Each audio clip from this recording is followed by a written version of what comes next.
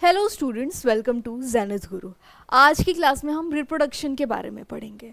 Reproduction एक ऐसा process है जिस प्रोसेस के थ्रू कोई भी स्पीसीज अपनी जनरेशन को आगे बढ़ाती है। ठीक है, डेफिनेशन क्या है? The production of new organism from already existing organism. New organism कहाँ से आ रहे हैं? एग्जिस्टिंग ऑर्गेनिज्म से, of the same species is known as reproduction. ठीक है, अब ये रिप्रोडक्शन इंपॉर्टेंट क्यों है? Significance of reproduction. The process of reproduction ensures continuity of life on earth. ये रिप्रोडक्शन का जो प्रोसेस है ये एंश्योर करता है कि अर्थ के ऊपर लाइफ की कंटिन्यूटी बनी रहे। ठीक है, second point is reproduction is essential for the survival of a species on this earth. अब रिप्रोडक्शन एसेंशियल क्यों है?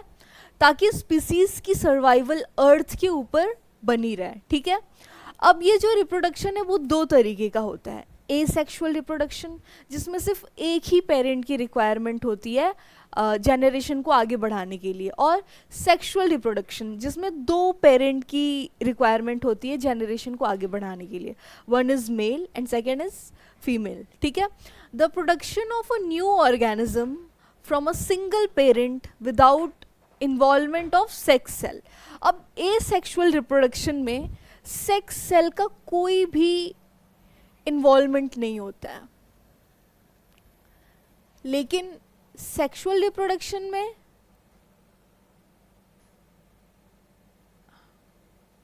टाइप्स के production of new organism from a single parent without the involvement of sex cell. अब इसमें कोई भी involvement नहीं होगा, नो इन्वॉल्वमेंट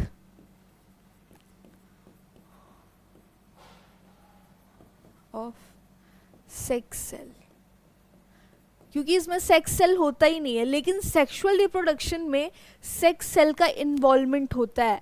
एक होता है मेल सेल और दूसरा क्या होता है? फीमेल। एक होता है मेल गैमेट, दूसरा होता है फीमेल गैमेट। इस सेक्सुअल रिप्रोडक्शन में ना एक प्रोसेस होता है फर्टिलाइजेशन का।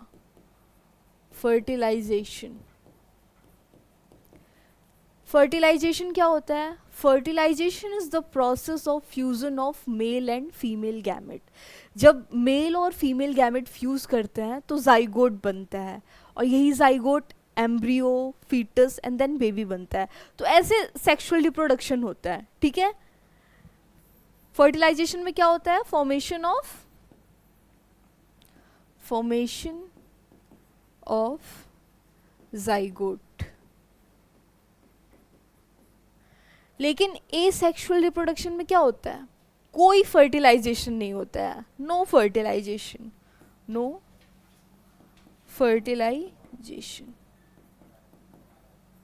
ठीक है, अब जो एसेक्सुअल रिप्रोडक्शन होता है ना, वो जो भी प्रिमिटिव ऑर्गेनिज्म है उनके अंदर देखा जाता है, और सेक्सुअल रिप्रोडक्शन किस में होता है? जो भी इवॉल्व्ड ऑर्गेनिज्म है उनके अंदर देखा जाता है।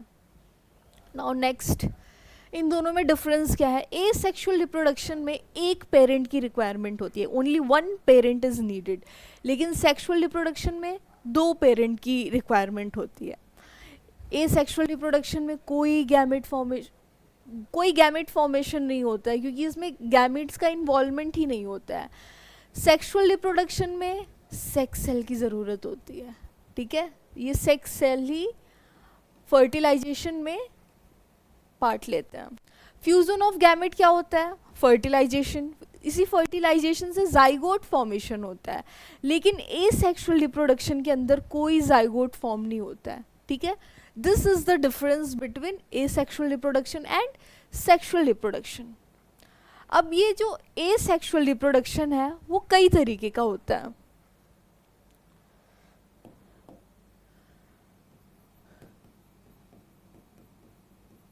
Asexual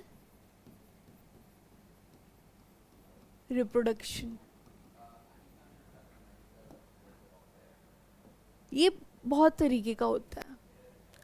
first is fission. ठीक है, सेकंड बडिंग, थर्ड क्या होगा, फ्रेगमेंटेशन,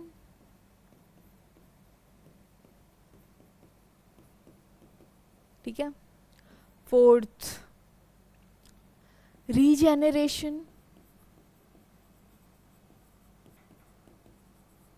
ठीक है।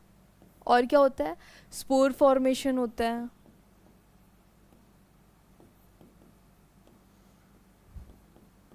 और एक और एसेक्सुअल रिप्रोडक्शन होता है जिसे हम कहते हैं टिश्यू कल्चर। टिश्यू कल्चर, ये टिश्यू कल्चर जो है वो प्लांट्स के अंदर होता है, इन प्लांट्स, ठीक है। फीजन में क्या होता है, एक ऑर्गेनिज्म जो है वो दो प्रोजेनीज में डिवाइड हो जाता है, ठीक है। बडिंग में क्या होता है कि फॉर एग्जाम्पल अगर मैं बडिंग का एग्जाम्पल दूं, दिस इज हाइड्रा, ये हाइड्रा एक ऑर्गेनिज्म है, ठीक है। इसके ऊपर अगर बर्ड आता है, बर्ड ग्रो होता है, तो मैच्योर होने के बाद पेरेंट प्लांट से डिटैच हो जाता है और एज एन इंडिविजुअल ग्रो करता है। फ्रेगमेंटेशन में भी एग्जाम्पल है स्पाइरोगायरा का, स्पाइरोगायरा के केस में क्या होता है कि जब ये स्पाइरोगायरा मैच्योर होता है तो दो से ज़्यादा पीसेस में डिवाइड हो जाता है, मतलब ब्रेक हो जाता है। For example this is a spirogyra,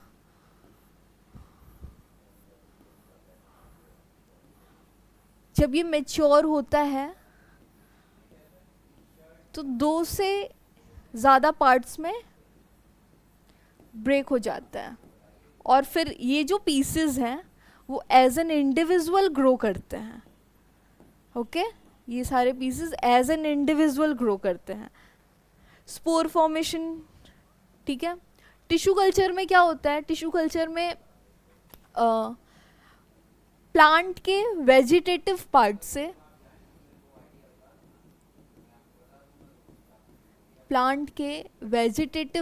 से, कोई अगर न्यू प्लांट बनता है उसे हम क्या कहते हैं, उसे हम कहते हैं tissue culture. Tissue culture labs में भी ग्रो कराया जाता है। अब प्लांट का जो वेजिटेटिव पार्ट होता है, प्लांट के लीव्स, रूट्स, स्टेम, अगर इनके कोई सेल को कट करके किसी न्यूट्रिएंट सॉल्यूशन में रखा जाए, ठीक है, तो वो सेल ग्रो करते हैं और प्लांट में कन्वर्ट हो जाता है। वो बेसिकली टिश्यू कल्चर होता है जो एसेक्सुअल रिप्रोडक्शन के अंदर आता है। अब इन दोनों में ना, अब इन रीजेनरेशन क्या होता है, रीजेनरेशन में आता है प्लेनेरिया। प्लेनेरिया में क्या होता है ना कि फॉर एग्जांपल ये प्लेनेरिया है, अगर ये एक्सीडेंटली कहीं से कट हो जाता है तो इसकी बॉडी जो है वो वापस से ग्रो कर जाती है, वापस से रीस्टोर कर जाती है, ठीक है। स्पोर फॉर्मेशन में क्या होता है, स्पोर्स फॉर्म होते हैं जो स्प्रेड होते हैं, फिर इंडिविजुअल ग्रो होते हैं, ठीक है। तो ये एसेक्सुअल रिप्रोडक्शन है। सो आज की क्लास में हमने रिप्रोडक्शन के डेफिनेशन के बारे में पढ़ा। क्या होता है reproduction, the production of new organism from already existing organism of the same species is known as reproduction. ज़रूरी क्यों है, ताकि अर्थ के ऊपर लाइफ की कंटिन्यूटी मेंटेन रहे, ठीक है। कितने टाइप्स के होते हैं, दो टाइप्स के होते हैं। एसेक्सुअल रिप्रोडक्शन में किसी सेक्स सेल की ज़रूरत नहीं होती है, सेक्सुअल रिप्रोडक्शन में सेक्स सेल की ज़रूरत होती है, इसीलिए एसेक्सुअल रिप्रोडक्शन में कोई फर्टिलाइजेशन नहीं होता है। सेक्सुअल रिप्रोडक्शन में फर्टिलाइजेशन का प्रोसेस होता है, ठीक है। एसेक्सुअल रिप्रोडक्शन से जो प्रोजेनीज बनते हैं उनमें वेरिएशन बहुत कम होता है, इसीलिए उन्हें क्लोन्स और कॉपीज़ ऑफ देयर पेरेंट भी कहते हैं। लेकिन सेक्सुअल रिप्रोडक्शन में जो प्रोजेनीज आते हैं उनमें वेरिएशन होता है, वो अपने पेरेंट्स से सेम नहीं होते हैं बट सिमिलर होते हैं, ठीक है। इनके बीच का डिफरेंस, एसेक्सुअल भी 1 2 3 4 5 6 टाइप्स के होते हैं, fission, budding, fragmentation, regeneration, spore formation and tissue culture. इन सब के बारे में हम डिटेल में पढ़ेंगे किसी टॉपिक वीडियो में, ओके। Thank you.